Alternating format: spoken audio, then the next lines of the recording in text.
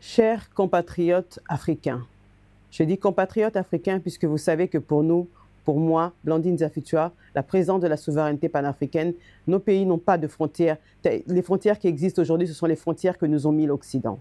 Alors vous êtes tous autant mes compatriotes que ceux de Djibouti, que ceux du Tchad, que ceux du Cameroun, que ceux du Congo, que ceux de l'Angola, que ceux du Sénégal, que ceux du Mali, que ceux du Burkina Faso, de l'ensemble de l'Afrique, pour ne citer que ces pays-là. Aujourd'hui, l'heure est grave. La République démocratique du Congo vient de perdre un de ses membres. La ville de Goma est tombée. La ville de Goma est tombée avec plus de 1000 morts sur le terrain. Des jeunes, des mamans, des enfants, puisque vous savez que les tirs des Rwandais se sont dirigés directement vers les hôpitaux. Et là, ils ont pu atteindre un grand nombre de femmes enceintes et d'enfants qui étaient dans cet hôpital. Goma est tombée, une grande ville stratégique, la grande ville qui regorge, qui détient une partie de l'économie congolaise.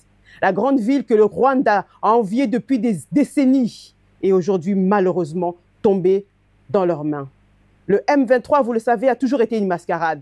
Aujourd'hui, les rideaux sont tombés. C'est l'armée rwandaise qu'on a vue à Goma. Cette armée dirigée par Paul Kagame, cet Hitler de l'ère africaine, celui qui est venu décimer, qui est venu exterminer le peuple congolais au profit des Occidentaux. Oui, le néocolonialisme est toujours présent, derrière ces bras armés, que je cite encore et que je répète, Paul Kagame. L'heure est grave, mes chers frères. Je vous interpelle, vous tous qui êtes autour du Congo, vous tous qui êtes à l'est du Congo, à l'ouest du Congo, venez aider votre peuple, venez aider vos frères et sœurs. Nous sommes en difficulté aujourd'hui. Vous avez vu que le gouvernement congolais n'a pas pu sécuriser le pays, n'a pas pu sécuriser la population. À cela ne tienne. On dit que la plus grande armée est le peuple. Et le peuple africain est le peuple le plus déterminé, le peuple le plus fort, le peuple le plus craint du monde entier. Et c'est pour cela que nous avons tous ces hobbies, tous ces lobbying, tous ces multinationales qui sont là, tels des vautours autour de nos richesses. Alors, vous le savez, Franck Fanon l'a dit, la guerre commencera, l'Afrique se développera et la gâchette se trouve où? En République démocratique du Congo. Alors il est temps, mes frères et sœurs, de venir nous soutenir, de venir massivement partout où vous êtes, que vous soyez ici en France comme je le suis, que vous soyez là-bas en République démocratique du Congo, que vous soyez aux États-Unis, partout dans le monde, soutenez le peuple congolais. Venez dans toutes les manifestations, venez apporter votre soutien de toutes les manières qu'il faut. Nous avons besoin de vous, nous avons besoin de cette unité africaine pour aujourd'hui sauver le Congo. Il en va de quelques jours ou de quelques mois pour que cette armée puisse arriver direct à Kinshasa et faire tomber le régime actuel. Mais sur son passage, combien de morts vont encore tomber? Nous décomptons déjà plus de 20 millions de morts depuis 1993. Et aujourd'hui, combien va-t-il encore s'en rajouter? Parce que les Congolais ne vont pas se laisser faire. Sur le chemin de leur traversée, il y aura des Congolais qui se battront. Combien vont encore mourir? Alors, peuple africain, il est temps aujourd'hui de montrer votre solidarité, de montrer votre amour envers notre patrie, de montrer que vous avez compris ce que l'Occident nous a fait depuis le commencement de la découverte de nos richesses sur notre territoire. Cette division qu'il a mis entre nous, ces présidents pantins qu'ils ont mis à la tête de nos États, c'est maintenant que nous devons le montrer. C'est maintenant que nous avons besoin de votre soutien, peuple africain. Le président Félix Tshisekedi a fait un discours il y a de cela 2 jours. Il a attendu 3 jours, on va dire 2 jours et demi, que Goma soit bien tombé pour qu'il fasse son discours. Que s'est-il passé pendant ces 3 jours? Qu'est-ce qu'il attendait pour qu'il puisse demander au peuple congolais de continuer à se battre? A-t-il peur que le sang soit versé? Mais le sang est déjà versé depuis des décennies. Le sang congolais coule chaque jour, chaque minute, chaque seconde. Alors ce n'était pas un sang de plus qui aurait coulé, qui aurait fait que Goma ne serait pas tombé. La preuve en est, Goma est tombé. Mais quand je parle de Goma, nous savons aussi qu'il y a d'autres villes qui sont tombées. Ituri, Bunagana. Et aujourd'hui, qu'est-ce que le M23 dit par l'intermédiaire de leur porte-voix congolais? C'est qu'ils vont aller jusqu'à Bukavu et qu'ils vont marcher jusqu'à Kinshasa. Mais vous pensez que c'est seulement cette armée-là qui vient de l'Est qui est en train de marcher vers Kinshasa? Non, nous avons aussi des armées rwandaises qui se trouvent au nord de la République démocratique du Congo, en Centrafrique. Nous avons aussi de l'armée rwandaise qui se trouve à l'ouest de la République démocratique du Congo, à Kwamutu. terrain légué par nos frères congolais de Brazzaville. Par Sassou, pour ne pas dire nos frères congolais, puisque la population n'a rien à voir là-dedans. Ce sont les dirigeants de ces pays qui sont malhonnêtes, qui sont mesquins, qui sont bêtes, si je peux dire ainsi, qui sont manipulés, qui sont des sardines sans tête. C'est eux qui vendent notre pays. Paul Biya du Cameroun, Sassou du Congo-Brazzaville. Et j'espérais, à travers Lorenzo, d'avoir un peu plus de soutien à l'ouest par l'Angola. Mais ce soutien n'a pas l'air d'être aussi efficace que cela. Alors moi, j'interpelle le peuple, parce que c'est au peuple que je crois. C'est en vous que je crois. C'est vous qui allez mettre fin à toute cette dictature, à tous ces massacres, à la balkanisation de la République démocratique du Congo.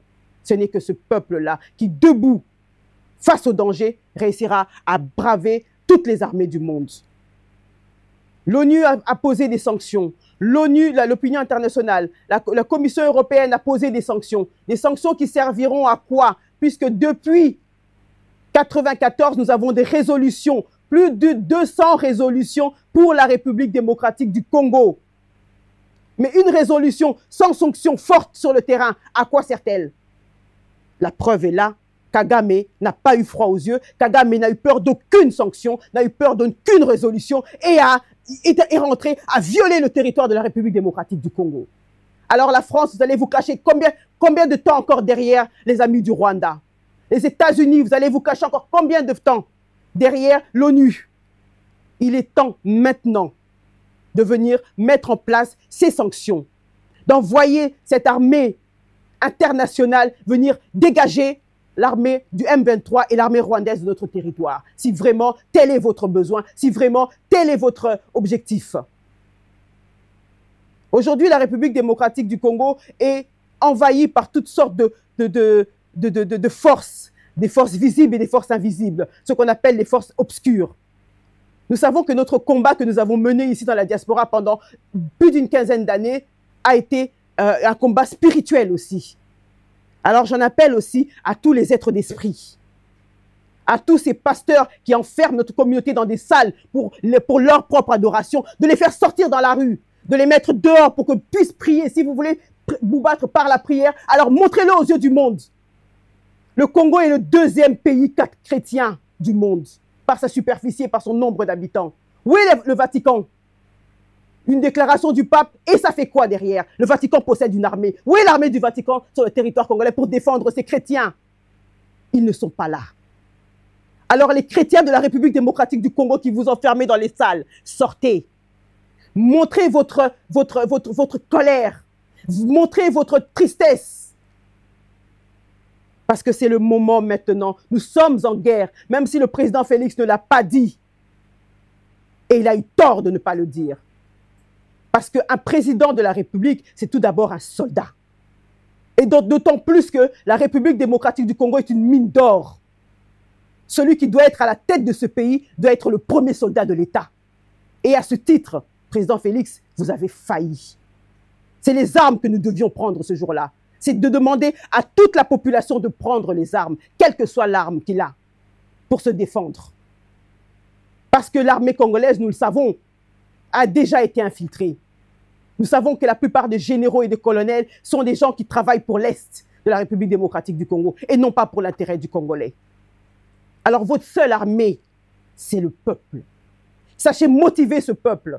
Donnez à ce peuple ce dont il a besoin pour qu'il puisse se défendre. Je m'arrête là pour le message au président Félix, puisque l'intérêt, ce n'est pas le président Félix, mais c'est cette population africaine. Chers Africains, voyez comment nous nous sommes donné la main pendant 15 ans dans la diaspora, comment nous avons combattu Paul Biya, comment nous avons combattu tous ces dictateurs pour que chacun de nos pays puisse avoir au moins un minimum de dignité. Aujourd'hui, notre dignité, la dignité congolaise est bafouée. Elle est piétinée. Je vous demande de vous mettre à côté de nous. Ensemble, marchons. Partout où une manifestation congolaise sera mise sur les réseaux sociaux ou affichée dans les rues de Paris, venez. Venez nous soutenir. C'est maintenant que nous avons besoin de vous. Ingeta.